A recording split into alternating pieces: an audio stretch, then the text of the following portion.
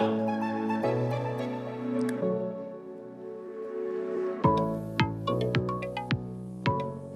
morning, good afternoon, and good evening, everyone, and welcome to another very Christmassy episode of the Good Leader Podcast. We've got a motley cast of characters today. The old motley crew is together. You know some of these voices. We've got Lemuel, we got Brian, we got Anj, we got Lindsay, we've got Jess, and newcomer to the show, we got Dynamite Dina. What's up, Mossip? How you doing? What's up, Mur? I'm glad to be here. I gotta say, you might have the best nickname so far. Millennial Mall's pretty good. Wow, Millennial Mall's that? pretty good. Yeah. Yeah. Well, she was DJ Dina during COVID. I was. She was my sidekick DJ on many a Zoom call. Just everything she does, dynamite. We've come so far since then. We really have. Speaking of coming so far, Bathroom Brian, how you doing? Just over here thoroughly enjoying my new nickname. It's really, just because boosts confidence within me. Well, fun nicknames are a great tradition that I love. I really do. I've been giving people nicknames for a long time. When a nickname really sticks, I'm really proud of it. There have been a few nicknames I've given people that really stuck. That's true. Ma was a team effort with Shelby, but that was a good team effort. But I take 50% credit. That was a real team effort. Shelby would. Biscuit was one of our interns, and that really stuck. I think half the people don't even know his name. I didn't for a year. I didn't know his name. See, there you go. So there have been a couple of... Biscuit was one of my best. Oh, man. It was incredible. I think we should bring Anja's nickname back. Do you remember what it was, Jared? Oh my gosh. Bill, I think. I called her Bill at the beginning. I don't really know why. I can't even remember why. You guys were like trying to keep it a secret that I was being hired. Yes. And so I just said Bill. Amber just kept saying Bill. People literally thought this mid-50s man was coming to do with a mustache. with the mustache. Kevin was already on the team. Close. Brian personified. Close to middle-aged woman. It was pretty close to Kevin. Yeah. Approaching middle age. That's how they Approaching described middle it. age. Hey, we're talking about tradition today because tradition is the topic of the podcast. Christmas has a lot of traditions. We are going to let you know some of the origins of some of those well-known traditions today and talk about your company traditions, what you can do in your organization to build tradition. Why is it important? Does it matter? And should I do it? I think good leadership actually leans into tradition. Where tradition goes bad is when we fall in love with it, when we make it the thing. But there are so many culture building opportunities that can be connected to traditions if they are done right. Now, is it 100% success? Never. Is it always a good idea? Not always. But if there are ways that you can take the opportunity to make something a tradition, I encourage you to be intentional with it. And at the end of this podcast, I'm going to give you Jared's rules for good tradition. And you'll see if you like it. You'll be my judges. We have an entire panel here, 6 people to judge whether I'm off my rocker or whether it works. In between, we'll share some of our traditions at Paradigm Shift. The show today is sponsored by Paradigm Shift this week and most weeks. Sponsored by Paradigm Shift, ps.company for all your leadership resources and training needs. Paradigm Shift has been around for about 13 years or so, and we've had some traditions that have stuck, some that have gone away, and some that really help build our culture. That's the topic du jour. Before we get into that, we're going to have a Christmas game. Cue the music, DJ.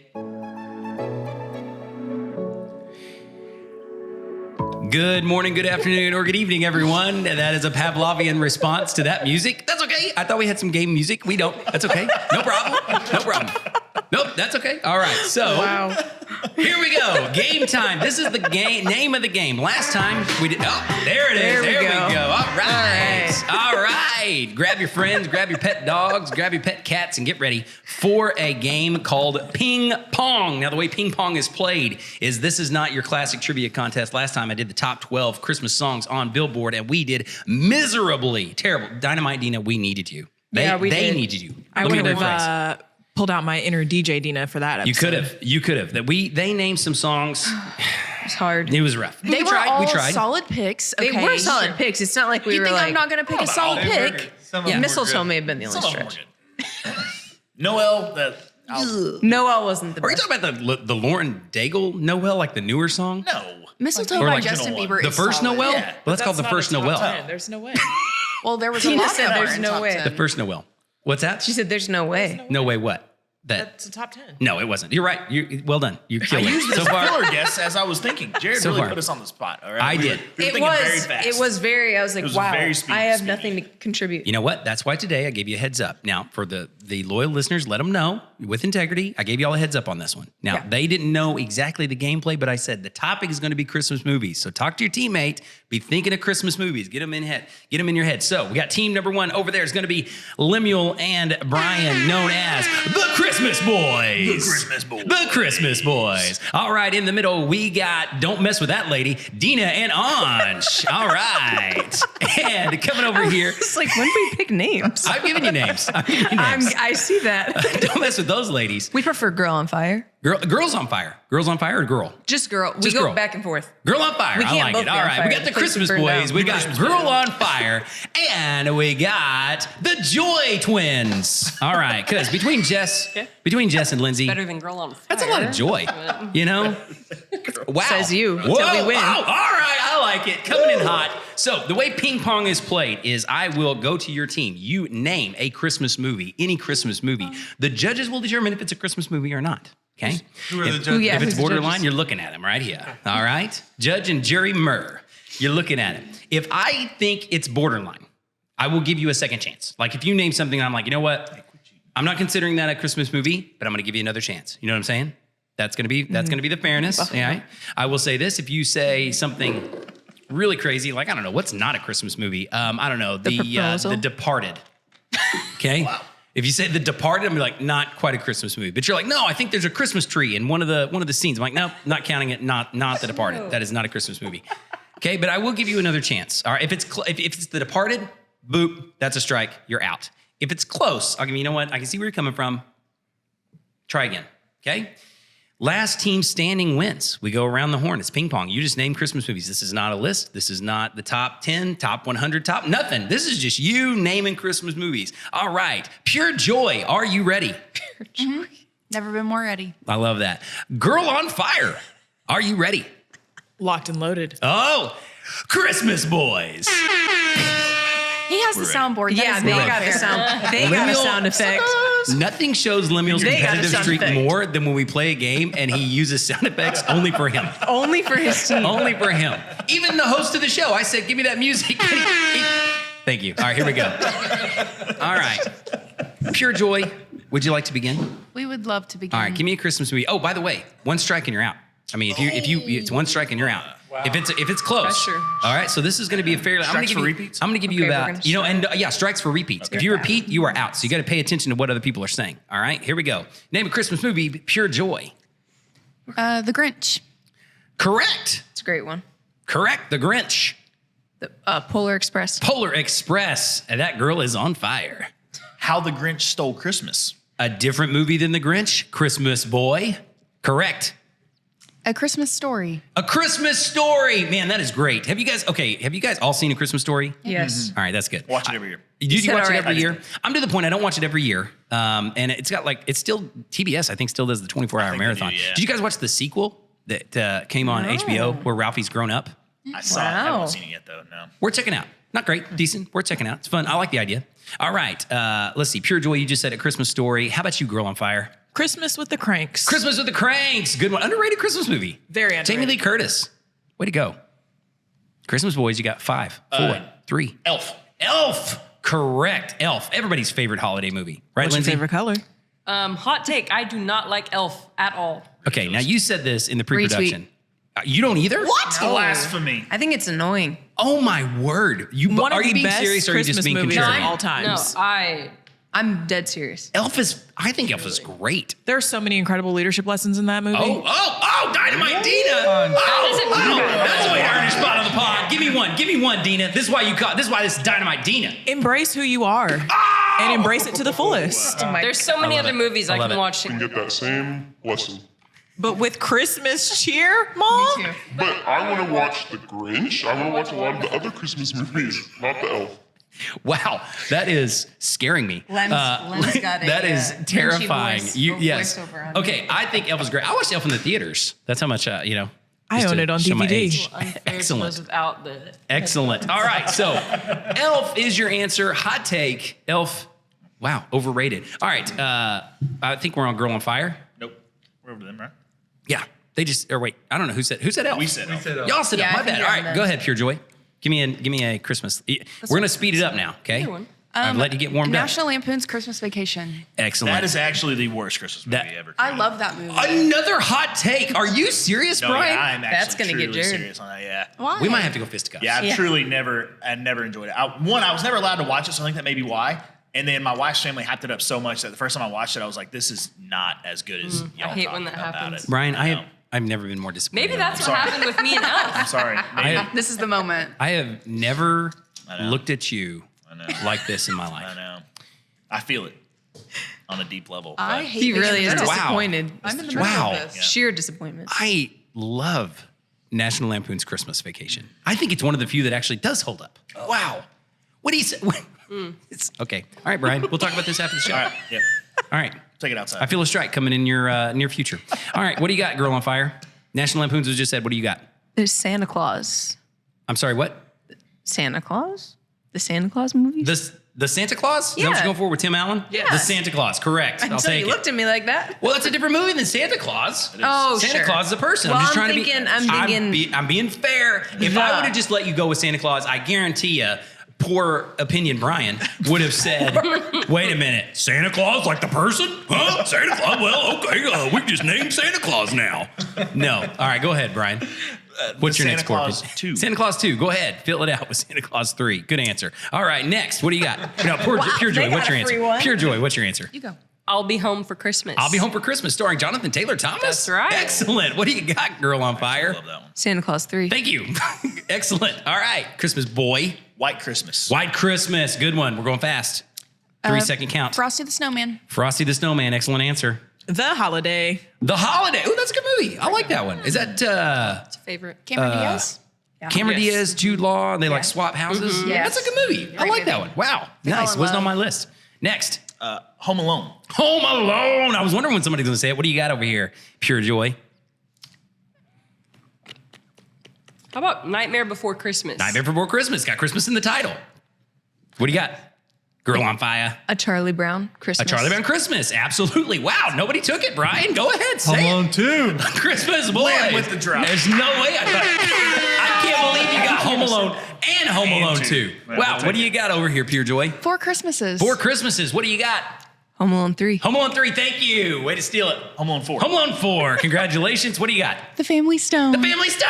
My favorite one. Bonus points. You don't have to answer the next round. What do you got? The Hallmark Channel. The Hallmark. The whole channel. The whole channel. You know what? I'm counting it and I'm giving you bonus points. You get a free answer next. All right, that means the Christmas boys, you got to answer 2 in a row. What do you got? Miracle on 34th Street. Congrats and Christmas in Handcuffs. wait a minute. Christmas in Handcuffs. Yes, it's on Netflix. Okay, all right. Excellent. What we got next? Let's go. 3 seconds. 3, 2, Die Hard. 1. Die Hard. Congratulations. Definitely a Christmas movie. 3. The Noel Diary. Okay, count it. All right. Jingle All the Way. Jingle All the Way. Wow, great answer. That's a great answer. The Holiday on Netflix. The Holiday. All right. We might have to go to theatrical releases only in a minute. All right. Rudolph the Red-Nosed Reindeer. Congrats. All right. Wow, this is fast. This game's a going Wonderful Life. forever. It's a Wonderful Didn't we Life. already Wow. say it? All right, what do you got? 3, 2, Bad Santa. 1. Bad Santa. Oh, nice. Y'all are naming so many movies. Santa. 3. This is This the Christmas. opposite. This Christmas. This Christmas. What do you got? Jack Frost. Jack Frost. What do you got? 3, 2, Claymation 1. Rudolph? What that All the claymations. but we just said Rudolph the Red-Nosed Reindeer. There's not only one. All right, I'm going to give you another chance. Island I'm of taking Misfit all, Toys? all Claymation? all those Rudolphs are out. So give me another one. I'm counting all Island of those. Misfit Toys. I don't think that's a separate You're show. getting a lot of time here. I don't think that's a separate show. Yes. They're different episodes, shows, I don't. movies. The Island of Misfit Toys is a separate one than Rudolph. No. I don't think so. Okay, then. I don't know that it is, but it might be. I'm curious now. I mean, I'm gonna have to look it up. You know what? Judges are going to deliberate. Go ahead and give us another answer. Sorry, I'm not going to say you're wrong. The Nutcracker. The Nutcracker. Excellent. We'll take it. The Polar Express. It's already been said. I'm sorry. It's already been said. It's already been said. So that's gonna be girl on Water. a low boil. Low boil. One of my favorite newer What do you got, Christmas Christmas boys? movies. We've named The a lot. Christmas Chronicles. Christmas Chronicles. Oh, that's Yeah. yep, on Netflix. All right, Pure Joy. What do you got? Jack Frost. It's already been said. Sorry, the winners are. You need one for the win? One for the win. The Christmas Chronicles 2. Oh my gosh. The Christmas Boys. I also had Charlie and the Chocolate Factory as an honorable mention. What? As a Christmas movie? I said honorable mention. I'm glad you didn't say it because That's why I would have say it. stricken I said that down honorable in a hurry. All right, when we come back from the break, we're going to talk about Christmas traditions, building tradition in your company, and how ridiculous the hot takes of this panel are.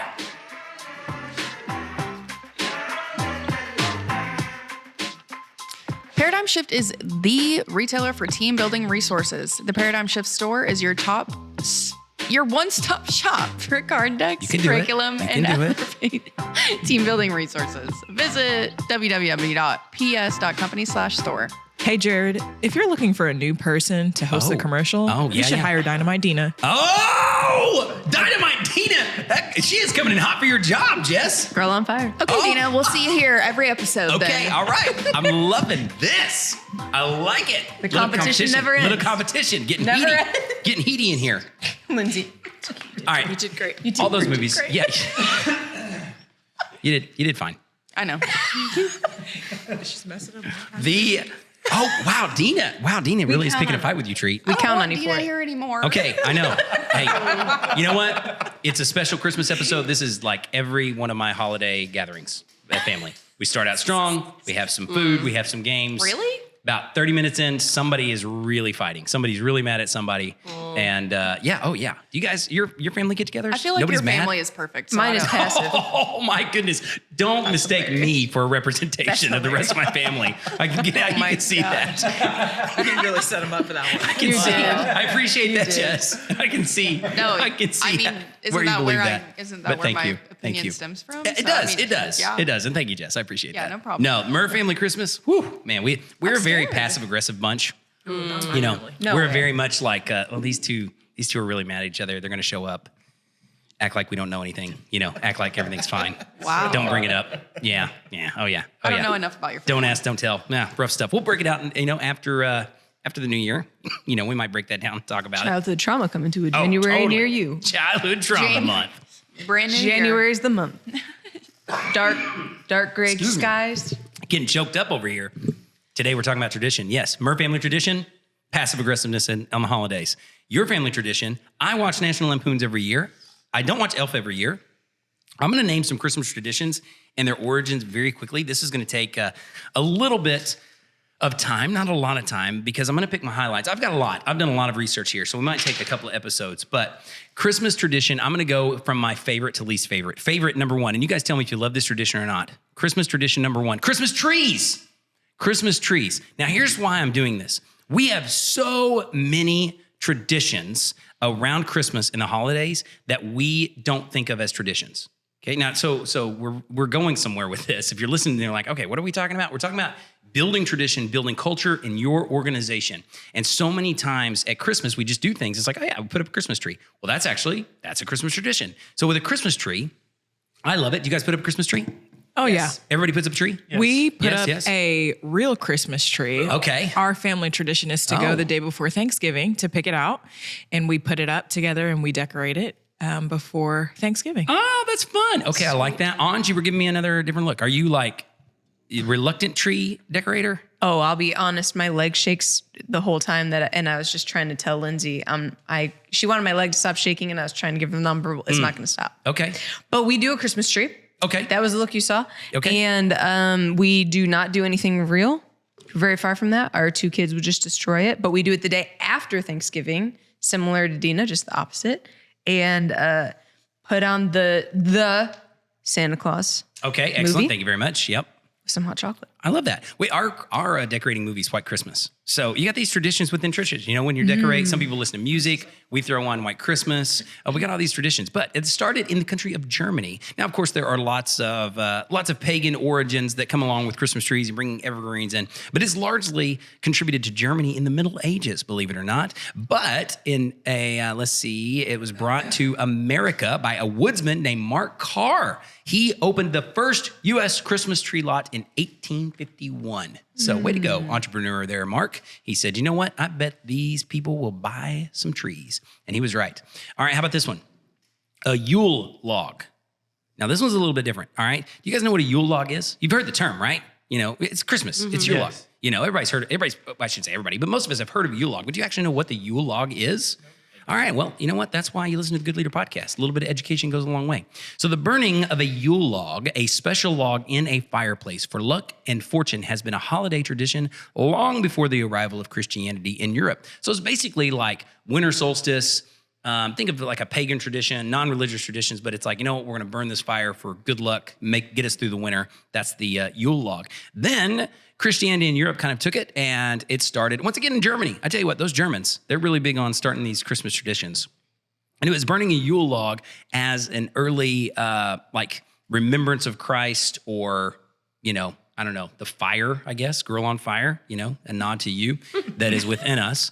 But it was to symbolize Jesus' birth and Jesus' triumph over sin, all those types of things. Today, the Yule log is more just now a secular tradition. And how about this one? In 1966, WPIX TV in New York aired a continuous 17-second loop of a fireplace for 3 hours, along with holiday music. That led to a better production and nearly 20 years of annual viewing. So for 20 years, that station in New York, you know, for all the people who didn't have a fireplace. And now Pretty you cool. can do that on YouTube and Netflix. And now you can do it on YouTube and Netflix. I But love that's where it watching started. And it is great. Have you ever done that? Yeah. I've done it. You can do Thrown it on. even with the Christmas music. Have Yeah. a whole scene set in your living room. Well, there you go. So there you go. That's where that tradition started. And finally, my least favorite. So I went from favorite to least favorite. My favorite, Christmas tree. Love a Christmas tree. Multiple Christmas trees. We're not Christmas tree in every room type people, but we're getting more trees. I think we're up to 3. I think we have 3 Christmas trees in our house. One for every kid. Do you have one upstairs? No, Everett doesn't have one yet. Upstairs? We have an upstairs tree. That's our big tree. And then we have one in each girl's room. So yeah, Everett. cute. And Everett, Oh, so it Everett will really want a is tree. 2 for the girls. Okay. Yeah, and I mean Everett will probably want one pretty quick. But yeah, so we're not to everyone in the house, every room in the house. I used to think people were crazy for that, and now I'm like, man, I'm getting crazier every year. All right. So I love Christmas trees. I love, not as much as Christmas tree, but I love the Yule log idea. I couldn't have told you the origin of the Yule log, but I love, like, hey, throw on that fake fire. I absolutely love it. We have a gas fireplace, so it's easy. We just flip a switch. One of my favorites, friend of the show, Matt Ham in North Carolina. He is an author, speaker, and has done some work with us in the past. His boys thought that they should add a little pine needle, some dry pine needles to their gas fireplace one time. And nearly set the house on fire. So that's a fun Christmas tradition for them. So if you're out there listening, parents, you're not alone. You're not alone, parents. When you try something nice, you know, let's turn on the fire for Christmas. Yep. And then it gets set on fire. My least favorite Christmas tradition, Elf on the Shelf. I 1,000% agree. Elf on the Shelf. I can't stand Hate it. it. What? Can't stand it. Yeah. Can't stand it. Can't stand it. I actually called the North Pole and I said, listen, big guy, don't send Sparkle Star this year. She needs to retire. Sparkle Star, the Mer Elf, put into retirement. So you have had one in your home. Oh yeah, Sparkle Of all Star. people that love fun. I do love fun. Let me tell you what's not And fun. mischievous things. Let me Put tell his you what's pen not down. fun. Let me tell you what's not fun. Not fun is for about 27 days, consecutive days, in the midst of holiday business, planning, shopping, doing, living, merriment, at midnight, trying to talk to Sparkle Star and try to figure out where Sparkle Star is going to be the next morning. It's really tough. It's really frustrating. And it's especially tough if, like, 7 a.m., 6:30 a.m., wow, where's Sparkle Star? Where is she? Where is she? And then it's like, I bet she's in the same place she was yesterday. That's what I bet. So very quickly and sneakily, as a parent, going to find another place where Sparkle Star can hang out, while one parent does a nice little, let's hunt for Sparkle Star outside. Maybe she's in the basement. Let's go over here to this dark closet. Maybe she's here. While the other parent tries to locate the actual new location of Sparkle Star. That's not fun. Also, what if we go on vacation? We like to go to Branson every year. Guess who likes to go on vacation with us? Sparkle Star. Somebody's got to raise kids. Bingo. Because she has to. Anyway, so that's my least favorite. Started in 2005. Thank you very much. I appreciate the entrepreneurship. You still do it? No. Oh. R.I.P. to Sparkle Star. I Star. told you. I called the North Pole. I called wonder the Elf how many hotline. parents start Elf on the Shelf and then realize, wow, this is not sustainable. Elf on the Shelf is no longer 99%. in our I'm home. gonna say 99%. I'm gonna say 99%. I'll be Have you honest, ever- I have never It heard is. of Elf on the Shelf. Until What? Are right you been now. living under a rock? I must have been. Lem, have you actually heard? Are you serious? Maybe I heard it, but it never registered. So this is the first time I've heard of it. Wow. It's actually, I will say, the best part of Elf on the Shelf is the cartoon. So if you watch the cartoon, I think it's on Netflix. It's really good. The Elf on the Shelf cartoon is solid. It's a good cartoon. Also, if I was a kid, that thing is kind of creepy looking. Like it just has these big eyes. It's just Yeah. like Yeah. staring at you. And Yeah. I just, not a fan. Well, my kids loved it. And okay, do we have an Elf on the Shelf? Right now, it is a pretty big debate in the Murr household whether we will have an elf return or not. Because the elf was there for Adelaide. The elf was there for Jocelyn. The elf is not there for Everett. Adelaide and Jocelyn are really wanting to call the North Pole and renew the contract for Sparkle Star. And if that happens, then they're going to have to be the executors of said contract. So we'll see how that goes. But right now, no Elf on the Shelf round number 2. But 2005, Carol Abersold and her daughter, Shanda Bell, published the book Elf on the Shelf, a Christmas tradition that comes with the toy. It's fantastic. Good for them. They've made millions and millions of dollars. I'm super jealous of creating it. Don't have it in my house. Not anymore. Okay, there you go. There are a few Christmas traditions. We're talking about traditions. I don't know what traditions you hold. Like some things, Lemuel has no idea what Elf on the Shelf is. Other people really, really love it. It's cherished. Some people go crazy on social media. Google it up. You'll see some really creative. Yeah. Some of these elves, Sparkle Star was never that creative. She was always pretty plain. She was always like, she'd stay in the tree. I think the most creative she got was like hiding under my pillow one time. And that was pretty good because she was hiding for a couple of days under my pillow. I was like, pretty clever, Sparkle Star. That's a good idea. I bet the girls never find you. And it took them a couple of days to find her. So that's pretty cool. That's great. But people go all out, create these elaborate scenes like the elves are like cooking in the middle of the night. They're toilet papering the tree. So extra. They are extra. And you can get that is what's great about the elves. You can buy Elf on the Shelf pets. You can buy all sorts of things. So anyway, Christmas traditions then, when you're starting a tradition, I want to hear a few things, and we'll go through this kind of rapid fire, but just to give some context, what are some traditions that you all have seen at Paradigm Shift that maybe have developed over the years that you enjoy, that you love? We talked about this, and that's the reason that we invited these guests on the show because they responded. So I'd love to hear from Brian, Dina, Lindsay, what are some traditions that you have seen at Paradigm Shift, and why is it meaningful to you? One of my favorite traditions, I think, started in 2020 when we needed a lot of camaraderie and just an extra level and sense of commitment to the team when we created our houses. We have earth, wind, water, and fire. And there's a lot of tradition that comes with those houses. Every year at May training, where we have our summer staff that comes to spend time with us and really learn Paradigm Shift and get prepared for the work that they're about to do over the summer. They get to join one of these houses. And so I think just the culture of family and the culture of community that comes with the houses is a really fun tradition and something that I've loved being a part of here at Paradigm Shift. Excellent. I love it. That is good. I'm going to address that in a minute of how that tradition has evolved over time. Ryan, what's one of your favorites? Maybe not the very first tradition that Paradigm Shift has ever had, but a very early tradition that we have that we still celebrate every year is something we call Hibachi Day. Hibachi Day! Hibachi Day! Which, if you're one of the original Hibachi Day attendees, we all have a little like dragon pin to celebrate Hibachi Day, to commemorate it for the very first one. And it truly happened out of nowhere. It was just, we were all in the office one day. A lot of good things were happening. A lot of things were going on. And a lot of things were kind of falling into place that we were kind of wanting to happen. So we were like, you know what? Let's all just go get hibachi today. We were all in the office, most of us. And we said, let's just go eat hibachi for lunch today. And now it's become an annual tradition. Every year, I believe it's July 23rd. Correct. Is our Hibachi hibachi day Day every year. And it's, I don't know, it's just something we've done and it's evolved. It's changed a little bit, but we always just go eat hibachi for lunch. I love it. Hibachi Day was great. That was at a season where we had a pretty rough first half of the year, and really things just started coming together that week in July. And it was like, oh, that's a win. Oh, that's a win. That's a win. Let's go celebrate with Hibachi Day. I wasn't there. I was on the road working.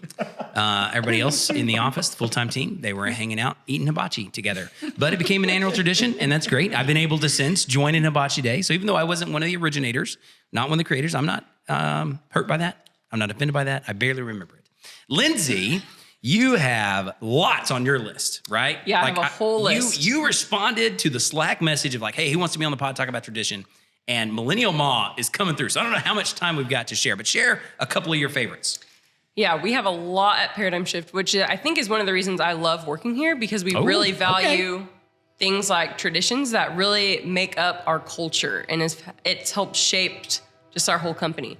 So to tag on to our May training or our week in May, so Dina said the houses, I would say our State of the Shift address. Okay. So that's something, Jared, you deliver every year. And it was one of the first things that I ever heard of Paradigm Shift. I came as a guest to that week when I first started. And you just share kind of where Paradigm Shift was, where it is, where it's going.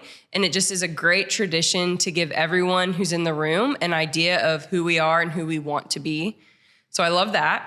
And then a more fun one that also the credit goes to you is Pepperoli Day, which we just celebrated. Recency bias. We just celebrated Pepperoli Day, but I love it. But I it do was love a Pepperoli huge Day. hit. It was like number 3 on her list. Big hit. And if you don't We know had a what great Pepperoli Day this year. pepperoli is, I have to let Jared Well, describe pepperolis are it. a regional favorite. Shout out to Mazzio's, not a sponsor of the show yet, but maybe we can fix that. So Ken Mazzio, years and years ago, originator of Ken Pizza, evolved into Mazzio's. If you're from the South or Southeast region, you might have eaten at a Mazzio's Pizza. Now, Mazzio's Pizza is nothing special, to be honest. It's kind of run-of-the-mill, just a pizza place, you know? They do have the best ranch dressing in the world. Absolutely. And they do. And you can tell we're from the South because we like ranch dressing with our pizza. If that offends you, I'm sorry. Keep listening. We're not terrible people, but we just have a couple of weird idiosyncrasies. I get it, you know. But then, when Thanksgiving hits, sometime between, it's about Thanksgiving. It's like right after Halloween, I guess. They reveal, it's kind of like the McRib, you know, you can only get the McRib at different special times. Pepperolis are little round pizza cinnamon rolls, basically. Not cinnamon. It's like if a pepperoni pizza and a cinnamon roll had a baby, it would be a pepperoli. And they are exquisite. It is absolutely phenomenal. And that is the happiest I've ever seen Jared Murr. It's great. It's great. A very long time. It's great. I eat them like once a year. You know, it's Pepperoli Day. Yeah. And it's great. So there you go. That's a pepperoli. What I love about Pepperoli Day is it is something so simple.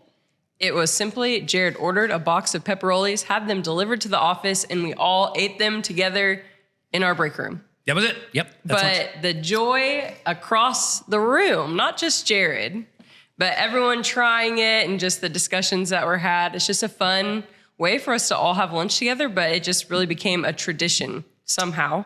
But I love that it's the simplest things that can end up being such a staple. Yes, you can see Jared's Absolutely. happy face. So they're kind of like cinnamon rolls, right? They Yeah. look like a cinnamon roll, but think of it more of like a garlic knot in the shape of a cinnamon roll, because there's cheese, pepperoni, all of it. Yeah, in did there. Did you black out for a little while? No, I just. Yeah, I'm just reiterating what was already said, just in case anyone missed it. Got it. So just in case you just turned You the pod needed a on, visual. Yes, You're a I needed that. visual kind of guy. in case you started the pod 2/3 of the way through. Yes, pepperoli is like a cinnamon roll and a pepperoni pizza mushed together. You know, Love that. it's like Love that. And I love it. It makes it really kind of crispy. It's good. Oh, it's delicious. And I love. My favorite thing about Pepperoli Day is getting to tell other people what pepperolis are and letting them try it for the first time. You know, spreading the joy of the pepperoli. All right, you got any other traditions? Oh yeah, I was just going to say also, though, he was very fiercely inclusive on this Pepperoli Day specifically because he did not only purchase a pepperoli. I did not know Mazzio's, I say Mazzio. I did not know that can fancy it Mazzio's up. menu was as really deep as Jared showed us yesterday. Hey, there you go. They have calzones. Yeah, we They had some calzone. kind of really heavy chicken pizza. Yep. Yeah, that was some- interesting, but I ordered it. Had some some- cheese dippers. Yeah, had some cinnamon kind of sticks. cinnamon bread. Yeah, it was great. cinnamon It was just stick. lunch together, but it was good. All right, any other traditions you want to call out? I have a Millennium lot. I Mom? don't know if Dina and Brian have You got a lot? more, but I do have I could another go one. on. One that we kind of started this year. We are always in the process of starting new traditions around here. One of them we started this year was having our in-office fantasy football league draft at our August retreat. It was a huge hit. We all had a lot of fun with it. Even the people who didn't actually draft players were kind of there being in the moment support. with us. And it was a lot of fun. We had a lot of fun with it. I think they had a lot of fun with it. So I think that's something we're going to try to do every single year at August retreats. Also, I don't want to roast her before she takes the mic, but I'll never have the opportunity again to just give my condolences to Dynamite Dina, whose fantasy team is not so dynamite. It's a disaster is what it is. Disastrous Dina. She's I think she's 0-8. winless. She's winless right now. Winless right now. The zero is the big part. She's It's the winless. zero. Yeah. She's Not one win. She drafted Nick Chubb. That's a tough year. When your top player, every year somebody's top player goes down. That was me last year. It happens. It does. Every year somebody's a victim and it happens. It's Sorry about sad that, Dina. when your kicker has scored more points than a lot of other people on your team. That's true. But Very true. you know, I got the short end of the stick when it comes to injuries. But hey, we'll try again next year. It wasn't a lack of effort. I will say that. I mean, really wise execution for the first 8 minutes, and then it went down. It's not like you don't know what you're doing. No. You just bad luck. It happens. Well, I want to encourage everyone out there listening, creating tradition within your organization can be a powerful tool. Now, the reason that I believe these organizations, that these traditions within an organization are powerful is because they are good culture makers. They're really just powerful connectors. People need shared experiences. If you have ever, when you were a kid and you went to camp or went to an event like that, and I grew up going to church camp and basketball camp, and those shared experiences are where you make friends. What happens in adulthood is we remove those shared experiences. As an adult, as a 41-year-old man, I don't get to go to camp. I don't get to spend 3 days. The closest I get to it, because I am involved in Christian circles, is I go on mission trips. Sorry, I'm about to die here. I'm about to choke. Hey, you're doing okay. It's okay to slip up sometimes. Wow, we might have to edit that one out. I really got choked up. So We can't edit anything out around here. no editing. Yep, we don't. You're right, Jess. You know what? Yeah, Jess is going to hold you authentic. to Maybe we should change that. I'd like that. Maybe a pre-recorded commercial edited in. I'm to okay the with that. bit. I'm okay with that. I delegate that to the media team. So we have these opportunities as adults rarely. Like I said, I've been on mission trips as an adult, or if you're involved locally, I've been involved in like some Habitat for Humanity efforts, building houses, things like that. Those are powerful because they are shared experiences. Even what we do at Paradigm Shift, we have people in cohorts where we work with them monthly, the same group of people over and over. What does that do? It creates a shared experience. We are in this room together for 2 hours or 3 hours going through this workshop. That's what I believe is the real power in what we do. It's not necessarily that we come up with the greatest stuff. There are lots of other great leadership podcasts. There are great leadership books. There's all sorts of wonderful content out there. What we believe in is this shared experience. And so when you're having these traditions, they are a shared experience that you can bring people into. And if you use them that way, these are my rules then for building tradition. These are my 5 quick rules for building tradition in an organization. Okay, rule number 1 is you go who, what, when, where, why. Who, what, when, where, why. You have to have 2 of those things to build a tradition. You have to have the why. Why are we doing this? Now, the why can be pure fun, like, FUNN, functional understanding not necessary. Like Pepperoni Day. What's the point of Pepperoni Day? Getting together, eating lunch, like the fun, purpose, hanging out. But it's one day, and we can do that every single day. But I will say this, on Pepperoni Day, everybody participated. I go eat lunch almost every day with people. I'm not, if I don't have some other crazy event, I'll often say, what are we doing for lunch? Who's going to lunch?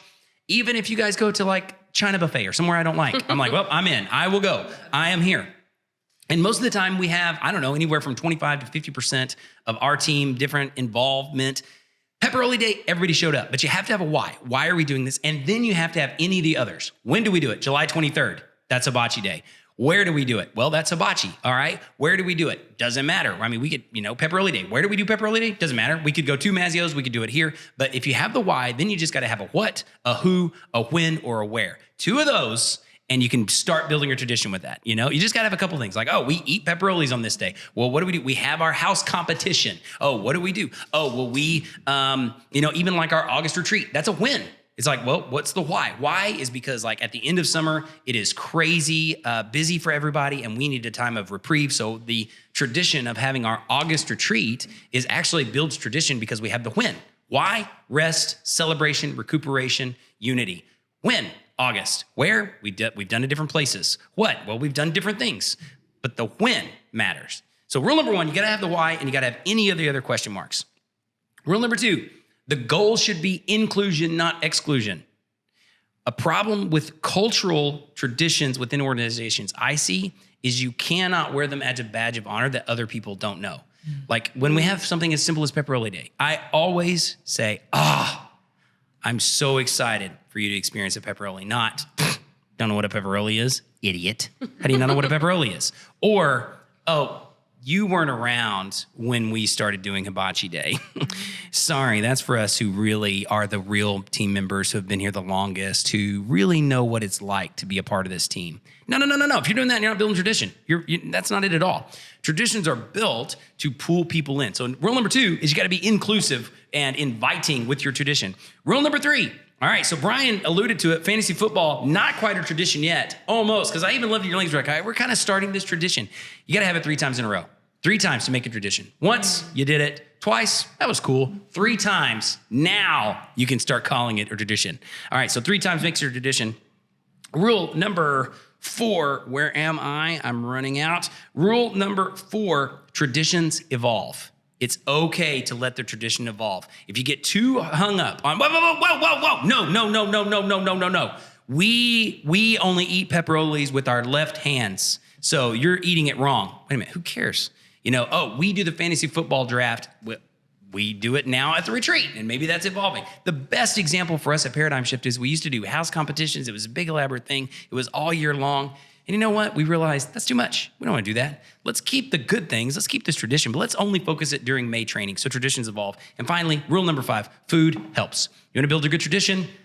Buy food. Let people eat. Build it around food. Food, one of the cultural markers of humanity. Those are my 5 rules for building tradition. Whatever you're doing out there, Christmas time, we have a lot of traditions that we don't even think about. The best traditions are built into your culture where it exemplifies who we are, what our core values are, and how we do this thing. So I encourage you, start building traditions. Be mindful about it. You can do it intentionally as a company, as an organization. It can be as simple as like eating pepperonis together, but it is a huge win for us every year. So go out there, build some tradition, have some fun, and be a good leader.